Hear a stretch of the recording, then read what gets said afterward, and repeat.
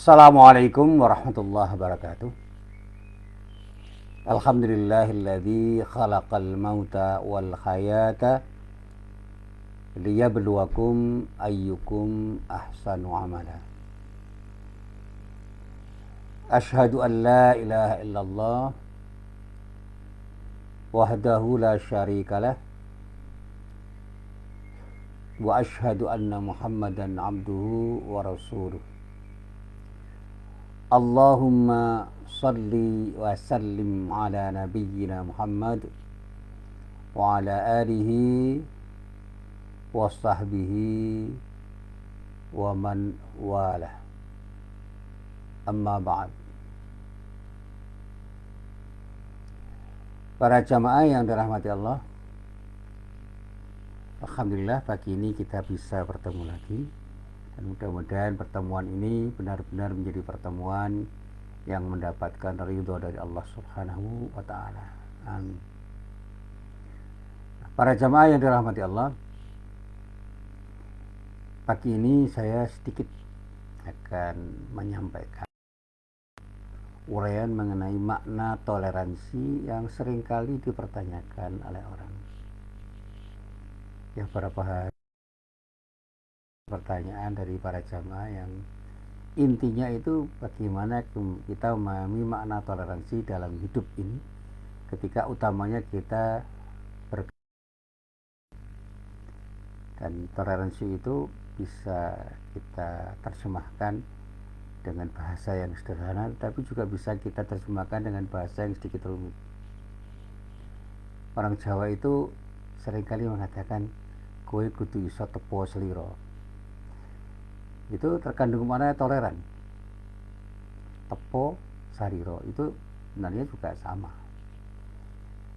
Tetapi di dalam bahasa yang seringkali dikemukakan orang, toleransi itu harus diawali dengan keinginan untuk memahami orang lain, termasuk mencoba untuk bisa merasakan apa yang dirasakan orang lain dan berpikir seperti apa yang dipikirkan orang lain, sehingga orang mengatakan bahwa setiap orang itu harus punya empati,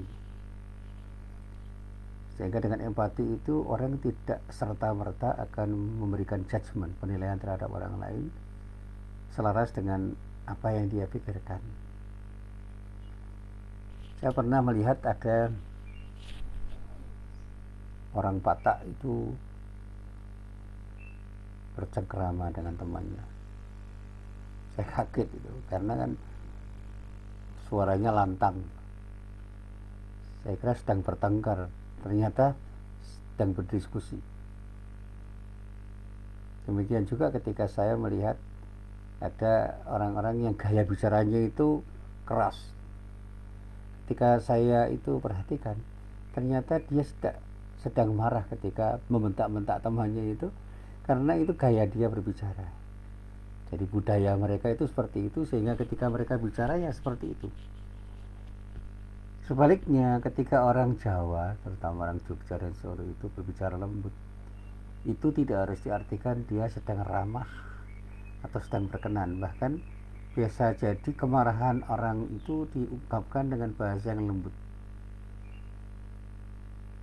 dan kelembutan itu memang menjadi ciri orang Jawa, utamanya orang Jogja, orang Solo, ketika berbicara dengan orang lain, apalagi orang yang dituakan dan memang lebih tua dari dirinya, sehingga ketika tidak berkenan pun orang akan berbicara dengan lembut, bahkan dengan bahasa kromo inggil yang sangat halus. Tetapi pada saat orang itu berbicara, orang bisa merasakan ada kejengkelan, ada ketidaknyamanan, ada ketidakrelaan orang ketika berbicara, meskipun dia berbicara lembut. Nah, ketika kita bisa berempati, itu insya Allah kita akan tahu apa yang terjadi pada orang itu, dan kita menjadi orang yang memahami. Jadi awali diri kita dengan berusaha memahami orang lain, berusaha mengerti orang lain, dan yang kedua belajar untuk menghargai orang lain. Orang lain itu bisa jadi pribadinya secara utuh, tetapi bisa hal-hal yang bersifat parsial. Dan yang terakhir ya saling menghormati lah gitu. Kalau kita bisa menghormati orang lain dan kemudian kita bisa saling menghormati, itu adalah kelanjutan dari sikap saling menghargai dan saling memahami. Nah, ketika orang itu berinteraksi dengan orang lain, dia harus belajar untuk saling memahami, saling menghargai, dan saling menghormati. Itulah inti toleransi sebenarnya. Nah, para jamaah yang dirahmati Allah, saya mencoba untuk mencari padanan kata toleransi itu di dalam bahasa Arab untuk mencari makna toleransi ketika saya belajar Islam. Memang tidak ditemukan padanan yang pas betul, tapi kita bisa mengira-ngira. Nah, secara tegas kata toleransi itu dikenalkan oleh orang Arab dengan sebutan tasamuh, yang ketika saya cari di dalam Al-Quran itu tidak ketemu, tetapi padanan kata tersebut saya jumpai di dalam hadis Nabi Muhammad SAW. Kata yang sesuai dengan kata tasamuh saya temukan di dalam hadis yang diriwayatkan oleh Imam At-Tabarani dari Abu Hurairah radhiyallahu anhu yang disebut dengan Al-Hanifiyah As-Samhah. Di dalam hadis itu dikatakan Rasulullah menyatakan ahabbud dini ilallahi al-hanifiyatus samhah. Agama yang paling dicintai di sisi Allah adalah agama yang berorientasi pada semangat mencari kebenaran secara toleran dan lapang. Bahkan ada satu hadis yang diriwayatkan oleh Imam Ahmad bin Hanbal dari Abu Umamah radhiyallahu an, yang di dalam hadis itu dikatakan walakinni bu'itsu bil hanifiyyatis samhah. Akan tetapi aku diutus dengan konsep al-hanifiyah as-samhah, untuk punya semangat mencari kebenaran secara toleran dan lapang. Termasuk ketika Rasulullah itu menawarkan kebenaran Islam, dia betul-betul bisa menawarkan kebenaran yang dia tawarkan itu dengan sikap toleran dan lapang. Artinya apa? Dia tidak memaksakan pendapatnya kepada orang lain, apalagi memaksakan kehendak. Nah, sekarang ini banyak orang yang punya pendapat dan meyakini pendapatnya benar, dan bahkan memaksakan kehendak karena dia punya power, dia punya kekuatan yang lebih besar, lebih kokoh, lebih tinggi dibandingkan orang lain. Pokoknya kamu harus ikut saya, kalau kamu tidak ikut saya kamu salah, dan kalau kamu saya nilai salah kamu akan celaka, karena saya akan bisa menjadikan kamu tidak nyaman karena kamu tidak setuju dengan pendapat saya dan tidak mau ikut saya. Nah, ini bisa terjadi antar pribadi, antar kelompok, atau sebaliknya, pribadi terhadap kelompok atau kelompok terhadap pribadi. Dulu di masa Fir'aun, Fir'aun itu terkenal sangat otoriter, sehingga semua harus ikut dia. Orang yang tidak ikut dia itu menjadi musuh, bahkan kemudian dikejar-kejar dan bahkan bisa dibunuh. Sebaliknya, ketika ada orang berbeda pendapat dengan orang banyak, yang orang banyak itu sering memaksakan pendapat pada orang lain, bisa jadi orang itu dibenci, bahkan diancam dengan ancaman yang bermacam-macam, bahkan bisa dibunuh karena berseberangan dengan pendapat orang banyak. Dan ini bisa terjadi interaksinya antara orang per orang, atau kelompok dengan kelompok, atau kelompok dengan orang kelompok, bahkan bisa terjadi antara negara yang diwakili pemerintah dan rakyat. Pemerintah yang otoriter itu akan selalu memaksakan kehendak dan pendapatnya pada rakyat, sehingga rakyat yang tidak setuju itu dianggap musuh dan dimusuhi dengan cara apapun. Itu sikap yang tidak toleran. Nah, kalau itu kemudian diwakili oleh segelintir orang atau sekelompok orang, bahkan seorang, itu menjadi kekuasaan yang absolut. Fir'aun itu bisa menjadi pribadi, tapi bisa menjadi sebuah sistem yang kemudian melahirkan sikap otoriter yang pada saatnya memang menghilangkan sikap toleran itu. Dan ternyata bukan hanya pemerintah yang bisa melakukan itu, tapi bisa juga kelompok tertentu, organisasi tertentu atau kekuatan tertentu yang bisa memaksa kehendak pada orang lain karena dia punya power. Ya dalam hal apapun. Pokoknya saya berpendapat seperti ini, kamu harus ikut. Kalau kamu tidak ikut, kamu bukan termasuk kelompok saya, dan kalau kamu tidak masuk dalam kelompok saya, maka kamu akan begini dan begitu, yang ujung-ujungnya itu adalah keburukan, ketidaknyamanan. Ini satu ilustrasi yang pernah saya alami. Saya itu pernah berbeda pendapat dengan banyak orang, dan kemudian banyak orang itu mempunyai power yang luar biasa untuk menyatu menjadi kekuatan yang memaksa orang lain untuk berpendapat sama. Saya tersingkir dari kelompok orang itu, sehingga saya itu tereliminasi minimal teralienasi lah. Kalau tidak dihapus dari kelompok itu, ya minimal terasing dari kelompok itu. Nah, saya ingat hadis Rasulullah itu yang disebut dengan ghuraba. Ghuraba itu orang-orang yang terasing. Ya, biasanya orang terasing itu karena dia tidak ikut mainstream. Nah, kalau tidak ikut mainstream, ya sudah disingkirkan dan dianggap bukan kelompok mainstream itu. Dan pada saatnya ketika sikap otoriter itu muncul dalam kelompok mainstream itu, bisa jadi orang yang tidak sama pendapatnya dengan kelompok itu akan tersingkir atau disingkirkan dengan sengaja. Para jamaah yang dirahmati Allah, di dalam hadis itu di samping ada kata hanifiyah, ada samhah. Mana samhah dalam hadis itu, kata para ulama mengandung kemiripan dengan kata tasamu atau samahah, sebuah terminologi Arab modern untuk merujuk pada toleransi yang kemudian dikatakan oleh orang Arab sebagai bentuk toleransi yang paling mungkin untuk dipakai oleh semua orang ketika berinteraksi dengan orang lain. Hanif itu bersikap lurus. Hanifan, musliman, itu dikatakan orang yang bersikap lurus dan berserah diri. Sehingga Nabi Ibrahim disebut dengan Al-Hanif, orang yang lurus akidahnya.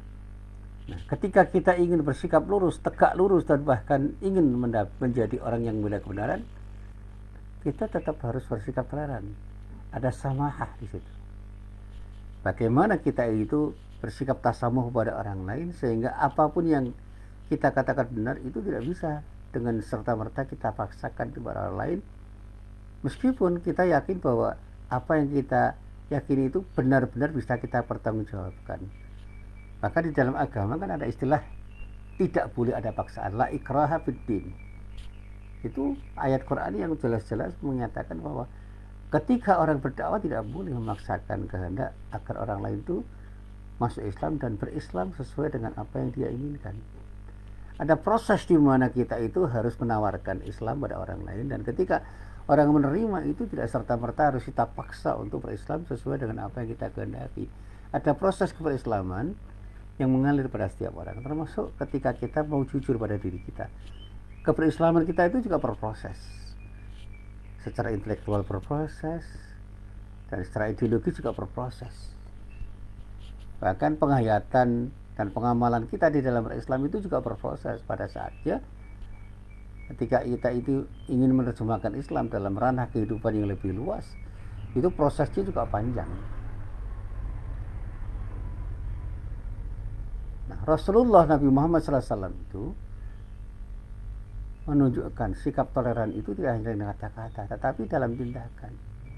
Dan betul-betul ajaran toleransi itu dia amalkan di dalam kehidupan.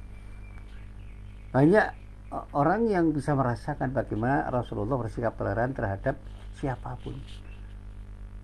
Di kalangan orang-orang Islam ada orang-orang Badui yang punya budaya berbeda dengan orang-orang kota. Rasulullah bersikap toleran. Bahkan ketika ada orang Badui yang kencing di masjid, tidak segera dimarahi, tetapi dibiarkan sampai selesai, kemudian digiring untuk bisa minggir dan bisa diguyur dengan air kencingnya itu, karena apa? Orang itu nggak tahu. Dan banyak hal yang kemudian bisa kita pahami dari sikap Rasulullah itu yang menunjukkan toleransi yang sangat baik. Dan oleh karena itu saya mengatakan toleransi dalam Islam dan Islam itu merupakan persoalan yang menarik dan sangat penting untuk kita kaji, karena banyak di kalangan umat Islam yang memahami kata toleransi itu dengan pemahaman yang kurang tepat. Misalnya, kata toleransi dijadikan landasan paham pluralisme yang menyatakan bahwa semua agama itu benar. Nah, itu sebuah sikap yang menurut saya kebablasan itu. Itu terlalu ke kiri artinya itu terlalu terlihat pada orang lain sehingga kita itu membenarkan apa yang sebenarnya tidak benar. Kita boleh bersikap toleran itu untuk bisa memahami orang lain, menghormati orang lain, sampai pada saat tertentu bahkan kemudian kita membiarkan orang lain tidak sama dengan diri kita ketika beragama. Tetapi akidah kita itu harus kita yakini sebagai sebuah kebenaran. Hargailah orang non-muslim, tetapi bukan dengan cara membenarkan semua yang mereka yakini sehingga kita meyakini kebenaran yang ada pada diri mereka. Biarlah mereka meyakini apa yang mereka benarkan, tetapi kita harus membenarkan apa yang kita yakini. Itulah prinsip akidah yang harus kita pegang. Nah, pluralisme itu seringkali terjemahkan dengan kebablasan, padahal sebagai sebuah sikap, pluralisme itu harus diterjemahkan sebagai sikap untuk memahami, menghargai dan menghormati orang lain tanpa harus mengatakan semua itu benar. Karena kebenaran yang hakiki itu dari Allah, maka ketika kita mencoba untuk memahami kebenaran yang kita yakini dengan akidah kita bahwa hanya Islam yang akan mendapatkan ridha Allah, maka kita tidak boleh membenarkan apa yang salah itu untuk meyakini seperti apa yang mereka yakini. Dan sikap ini selalu dijadikan alasan untuk membolehkan seorang muslim untuk mengikuti acara-acara ritual non-muslim, sehingga boleh jadi nanti orang Islam dari minggu pergi ke gereja untuk bersama-sama dengan orang-orang Kristen, orang Katolik untuk beribadah dengan cara mereka, yaitu sikap yang tidak benar. Biarlah mereka beribadah dengan cara mereka karena mereka meyakini itulah bagian dari cara mereka untuk beribadah kepada Tuhan yang diyakini. Tetapi kita cukup ke masjid dan jangan paksa mereka untuk ke masjid karena mereka tidak pernah meyakini apa yang kita yakini. Dan lebih tragis lagi dan lebih ironis lagi, kata toleransi itu dipakai oleh sebagian orang Islam untuk mendukung eksistensi aliran sempalan yang jelas-jelas menyimpang dari akidah Islam, dan dipakai oleh sebagian orang Islam untuk mendukung eksistensi aliran itu secara membabi buta, seolah-olah dengan cara seperti itu akan tercipta sikap toleran yang sejati yang berujung pada kerukunan antar umat beragama atau di kalangan internet umat beragama, meskipun kita itu berada pada kebenaran yang berbeda yang diyakini oleh masing-masing orang dan kelompok orang. Saya pernah ditanya oleh orang, bagaimana kalau ada orang Islam yang tidak mau bersyahadat atau mengucapkan kalimat syahadat? Ya, mereka bukan muslim, karena keperimanan orang Islam itu harus dilalui dengan proses bersyahadat. Ketika mereka tidak bersyahadat, ya jangan katakan mereka itu orang Islam, karena keimanan mereka itu salah. Tetapi bukan berarti kita harus membenci dan bahkan mencelakai mereka. Itu sikap yang salah juga. Ketika mereka belum bersyahadat, dakwai mereka agar mereka mau bersyahadat. Bahkan ketika ada orang mengaku Islam tetapi tidak mau bersyahadat, ya ajari mereka, dakwai mereka agar mereka mau bersyahadat. Kalau ada orang Islam tidak mau sholat dan menganggap tidak sholat itu benar, dakwai mereka agar mau sholat, tetapi jangan kemudian membencinya atau bahkan memusuhinya sampai pada batas tertentu, menyingkirkan mereka dan mencelakai mereka, mendolimi mereka. Itu juga sikap yang salah. Nah, kembali kepada apa yang saya sampaikan ini, pada saat kita berbeda, kita harus saling bisa memahami, saling bisa menghargai dan saling menghormati. Jangan sampai kita memaksakan kehendak pada orang lain, apalagi kalau perbedaan itu ada pada wilayah furu'iyah. Saya pernah diskusi dengan kawan-kawan saya dari kaum Nahdliyin, yang itu semua kawan-kawan baik saya, tentang tahlilan. Apa kesimpulan yang saya pahami? Saya bisa memahami apa yang mereka pikirkan dan apa yang menjadi keyakinan mereka tanpa saya harus ikut tahlilan. Dan teman-teman saya di kalangan Nahdliyin itu tidak pernah memaksa saya untuk tahlilan. Saya dalam waktu kuliah di IAIN itu, mayoritas teman-teman saya sekelas itu adalah kaum Nahdliyin. Tapi mereka menghormati saya sebagaimana saya menghormati mereka, karena saya bisa memahami pikiran-pikiran mereka, dan bahkan ketika saya itu menghargai apa yang mereka katakan dan menghormatinya, mereka membalas dengan menghargai dan menghormati apa yang saya pikirkan.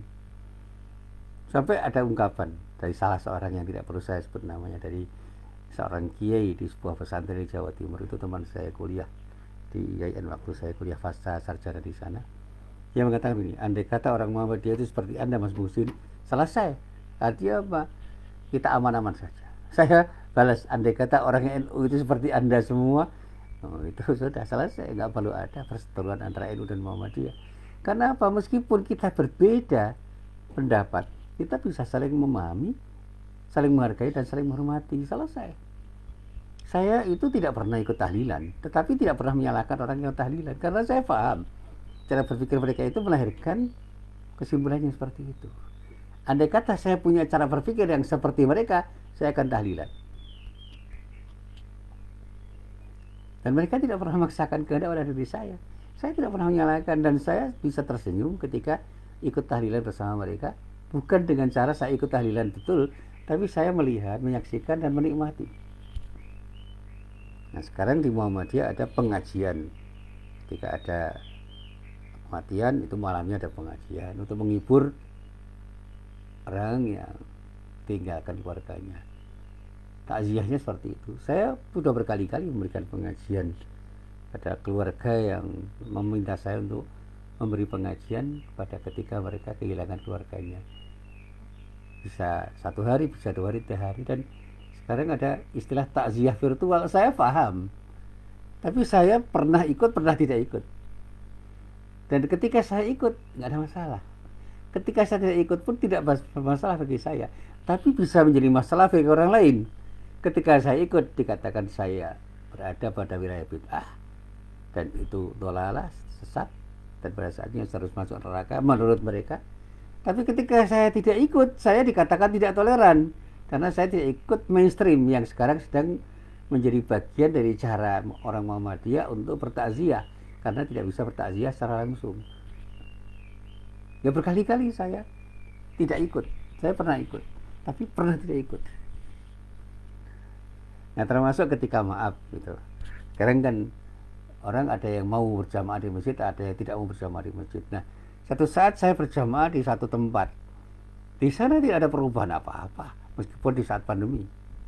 Ya, jamaah seperti biasa, tetapi di tempat-tempat yang umumnya itu orang mengerti tentang bagaimana prokes itu harus ditaati, protokol kesehatan ditaati, ada hal yang berbeda di dalam berjamaah. Minimal saya lihat ada jarak yang diatur. Kemudian masjid itu tidak penuh karena jarak yang diatur sedemikian rupa, ada kerenggangan soft. Hampir semua pakai masker, bahkan di satu masjid tertentu semua pakai masker, dan yang tidak pakai masker nggak boleh ikut jamaah. Tapi ada satu masjid tertentu yang sampai hari ini tidak ada orang yang pakai masker dan tidak ada jarak, sopnya rapat. Karena apa? Mereka berpendapat itu cara Rasulullah untuk sholat yang harus diikuti, sehingga pandemi tidak harus menghalangi mereka untuk sholat seperti sedia kala. Dan saya memahami, saya menghormati mereka, saya menghargai apa yang mereka lakukan, dan apa yang saya lakukan itu seringkali tidak dipahami orang, tidak dihargai orang, dan kemudian tidak dihormati oleh orang karena berbeda dengan mereka. Pernah saya sholat dengan berjarak, dikatakan saya bermadhab WHO, dan ini harus saya katakan meskipun banyak orang mengatakan jangan katakan itu. Harus saya katakan karena itu komentar yang vulgar. Tapi apakah saya susah? Tidak. Saya anggap itu guruan saja, sendagura saja. Nah, ketika saya itu sholat di antara mereka yang tidak seperti saya ketika sholat berjamaah, saya dikatakan tidak ikut prokes, tidak hati-hati, sehingga bisa berpotensi celaka. Saya merenung itu, begitu salah, begini salah. Tapi saya yakin bahwa apa yang mereka lakukan itu adalah sesuatu yang bisa terjadi dimanapun dan kapanpun, dan saya bisa disikapi dengan sikap yang seperti itu dimanapun dan kapanpun.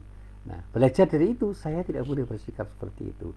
Saya bersikap toleran. Saya akan selalu ingin memahami apa yang berbeda dari apa yang saya lakukan dan apa yang saya pikirkan, termasuk apa yang saya yakini. Saya akan selalu ingin menghargai dan menghormati mereka yang berbeda dengan saya. termasuk berbeda pendapat sampai berbeda keyakinan. Saya berteman dengan orang-orang yang bukan orang Islam, tetapi saya tidak ikut mereka dalam beribadah, dan saya punya keyakinan yang berbeda dengan keyakinan mereka, dan baik-baik saja. Nah, para jamaah yang dirahmati Allah, ketika kita punya sikap toleran, insya Allah toleransi yang kita miliki itu akan berujung pada kebaikan kalau kita bisa menerapkannya secara tepat. Kita tidak boleh merupakan akidah kita, tetapi jangan pernah kita memaksa orang lain punya akidah yang sama dengan diri kita, apalagi dalam masalah furu'iyah. Hari-hari ini banyak perbedaan pendapat, gak ada masalah. Dan situasi pandemi seperti ini banyak yang berbeda dengan apa yang saya pikirkan, tapi saya memahami, saya menghargai, dan saya menghormati. Kalaupun orang tidak mau memahami, kemudian tidak menghormati diri saya ketika saya berbeda, penghargaan mereka terhadap diri saya itu begitu rupa kurang pas, saya maklumi saja. Itulah bagian dari dinamika kehidupan, dan saya yakini bahwa pada suatu saat ketika mereka bisa berpikir dewasa, mereka akan memahami apa yang saya lakukan, apa yang saya pikirkan, dan apa yang saya yakini. Seperti ketika saya perlu belajar untuk memahami, menghargai, dan menghormati mereka. Nah, karena itu saya katakan para jamaah, diperlukan kajian tentang Islam itu secara utuh, secara komprehensif, tidak terpotong-potong, tidak parsial, sehingga Islam itu kita pahami sebagai satu kesatuan yang utuh, yang benar-benar kita rujuk dengan benar. Diperlukan kajian bagaimana sesungguhnya misalnya konsep toleransi dalam Islam itu dalam perspektif Quran dan Sunnah dengan cara pandang yang tidak sempit. Jangan sampai kita kaburkan konsep itu sehingga umat Islam harus menghadapi persoalan yang merepotkan diri mereka sendiri. Umat Islam harus memahami secara benar tentang konsep toleransi ini sehingga tidak terjebak pada ketidaktahuan atau pemahaman yang salah. Karena dengan ketidaktahuan dan pemahaman yang salah, bisa jadi orang Islam itu akan menjadi sasaran empuk propaganda pemikiran yang akan merusak ukhuwah mereka, dan pikiran-pikiran mereka bisa jadi akan menjadi pemikiran yang justru akan berdampak buruk untuk orang Islam dan umat Islam sendiri. Nah, dalam hal ini saya juga mengatakan kajian singkat tentang toleransi itu, meminjam istilah Dr. Yusuf Al-Qaradawi, memang harus kita tujukan untuk menjelaskan apa konsep yang sebenarnya tentang apa yang disebut toleransi itu, sehingga keraguan kita itu hilang. Ada izalatis syubhat, ada sesuatu yang hilang dari keraguan kita, serta kita punya persepsi yang lurus tentang sesuatu yang sempurna keliru. Kita harus mau melakukan tashihul afham. Bagaimana pemahaman kita yang salah itu harus kita luruskan. Nah, para jamaah yang dirahmati Allah, saya pernah membaca hadis Rasulullah itu untuk melengkapi apa yang ingin saya sampaikan. Rasulullah itu pernah menyatakan begini: rahimallahu rajulan samhan idza ba'a wa idza ishtara wa idza iqtada. Allah merahmati orang-orang yang mempermudah ketika menjual dan ketika membeli dan ketika memutuskan perkara. Nah, hadis ini memang bisa dikaji dalam perspektif yang beragam. Nah, Imam Bukhari memberikan makna pada kata as-samahah dalam hadis ini dengan kata kemudahan, yaitu bab yang terkait dengan masalah ini. Ketika kita membaca kitab tentang jual beli, sementara di dalam syarahnya lebih tajam lagi Ibnu Hajar Al-Asqalani ketika mengomentari hadis ini, beliau mengatakan hadis ini menunjukkan anjuran untuk bersikap toleran dalam interaksi sosial dengan mau menggunakan akhlak. Orang Islam harus menggunakan akhlak mulia, dan budi pekerti yang luhur ini harus kita terjemahkan menjadi tindakan-tindakan yang penuh dengan kasih sayang, dan bagaimana orang Islam mau meninggalkan sesuatu yang buruk ketika berinteraksi dengan orang lain, sehingga orang lain itu tidak tersulitkan dan tidak sulit untuk bergaul, dan pada saatnya semua yang sulit pun akan menjadi mudah. Karena apa? Kita bisa menerima perbedaan ketika kita berjual beli dan ketika kita berperkara dengan orang lain. Karena saya yakin dengan seyakin-yakinnya Islam itu hadir dengan segala sesuatu yang bisa kita simplifikasikan dengan baik. Bukan berarti penyederhanaan untuk membuat semuanya itu menjadi terlalu mudah, tidak. Kita punya cara memahami Islam yang tidak membuat Islam itu ruwet. Rasulullah pernah bersabda, innad dina yusrun. Itu bukan berarti Islam itu menggampangkan sesuatu yang sulit, bukan itu. Tetapi Islam itu mudah difahami. Islam itu agama yang mudah difahami, mudah diamalkan. Sehingga dikatakan wala yushaddad dina ahadun illa ghalabahu, dan tidaklah seorang itu ketika bersulit agamanya kecuali dia akan dikalahkan, akan semakin berat dan sulit untuk memahami dan mengamalkannya. Fasaddidu wa qaribu wa abshiru wasta'inu bil ghadwati warrahati wa syai'in minadzul jah. Maka berlakulah lurus kalian, mendekatlah kepada yang benar, dan berilah kabar gembira dan minta tolonglah dengan al-ghadwah, berangkat di awal pagi, dan ar-rauhah, berangkat di setelah luhur, dan sesuatu dari ad-duljah, berangkat di waktu malam. Ini sesuatu yang penuh dengan metafor. Sudah kapan saja Anda mau berangkat, berangkat saja. Kalau memang Anda bisa berangkat di pagi hari, berangkat pagi hari. Malam hari atau siang hari, berangkat. Artinya apa? Soal waktu dan tempat itu betul-betul bisa relatif. Karena apa? Terkait dengan kepentingan kita. Saya pernah tanya pada guru saya yang waktu itu mengajar bahasa Arab, Pak, kapan saya harus belajar bahasa Arab? Kapan, dimana kamu memang siap untuk belajar? Nah, guru bahasa Arab saya itu kebetulan bahasa Inggrisnya bagus waktu itu. Saya tanya, Bapak ini sudah pintar bahasa Arabnya bagus, bahasa Inggrisnya bagus. Bagaimana Bapak belajar? Saya itu belajar ketika saya punya keinginan kuat untuk belajar. Sehingga apa yang saya pelajari itu cepat bisa saya tangkap karena saya sedang mencintai dan selalu mencintai apa yang saya pelajari. Nah, nasihat saya untuk Anda, cintailah apa yang Anda lakukan, maka Anda akan mendapatkan sesuatu yang terbaik dari apa yang kamu lakukan. Termasuk ketika Anda belajar. Jadilah orang yang mencintai apa yang Anda pelajari, sehingga Anda betul-betul memahami apa yang Anda pelajari dengan mudah. Dengan mudah Anda bisa memahami apa yang Anda pelajari. Nah, ini yang saya coba untuk saya amalkan. Saya pernah cerita tentang bagaimana saya belajar usul fikih. Singkat cerita, saya itu kan orang yang pernah kesulitan untuk memahami usul fikih ketika kuliah di Fakultas Syariah IAIN Sunan Kalijogo. Sulit betul usul fikih itu. Akhirnya saya ingat nasihat guru saya itu. Saya beli buku-buku usul fikih. Saya baca secara runtut. Saya pelajari secara tekun. Dan saya cintai usul fikih itu sebagai sesuatu yang ingin saya ketahui. Ternyata dengan cara seperti itu saya mudah memahami. Dan alhamdulillah ketika ujian pendadaran, waktu saya mau mengakhiri kuliah itu, saya diminta oleh Pak Asmuni Abdurrahman untuk membaca kitab usul fikih, dan saya baca dengan lancar dan saya menjelaskannya dengan baik. Karena apa? Saya diminta untuk menjelaskan tentang apa makna qiyas dan bagaimana saya mencontohkan qiyas itu dalam kegiatan beristimbat.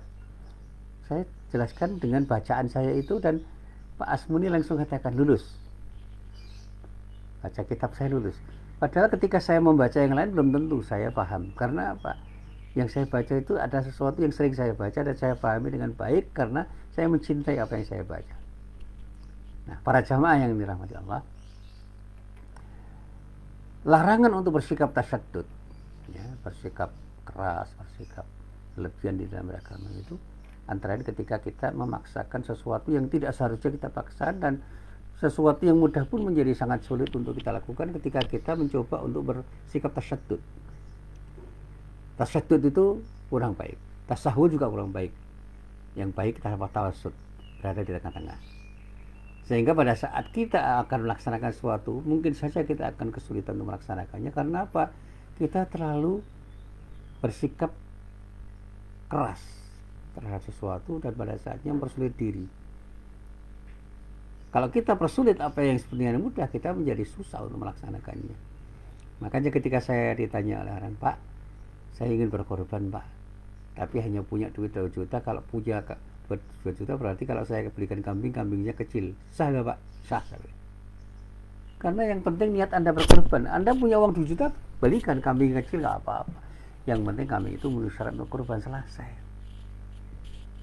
Dan apakah pahalanya itu sama dengan pahala orang yang korban dengan kambing yang besar? Insya Allah niat Anda untuk berkorban dengan kemampuan Anda itu akan dinilai Allah secara sempurna. Saya katakan, saya tidak bisa menjamin Anda dapat pahala, tetapi niatkan semua karena Allah. Insya Allah Allah akan berikan sesuatu yang terbaik untuk Anda karena Anda punya niat yang tulus untuk melakukan apapun yang Anda lakukan, karena semua yang kita lakukan itu harus kita lakukan dengan ikhlas karena Allah. Islam itu tidak mengajarkan pemaksaan untuk siapapun dan dalam bentuk apapun, sehingga ketika beragama itu menjadi enak, karena agama itu harus dilalui dengan cinta, dan itu puncak keberagamaan. Saya katakan puncak kesadaran orang dalam beragama itu karena cinta. Ketika orang mencintai sesuatu yang harus dilakukan ketika beribadah, disitulah puncak peribadatan itu akan menjadi sesuatu yang luar biasa. Itu konsepnya terkait dengan ihsan. Ihsan itu adalah puncak keberagamaan orang. Orang bisa berislam dengan melakukan apapun yang secara fikih itu sah. Tapi ketika belum ada ihsan, boleh jadi apa yang dilakukan itu akan membebani orang itu ketika melakukannya. Berkorban, sholat, puasa itu menjadi sesuatu yang memberatkan ketika tidak ada sikap ihsan.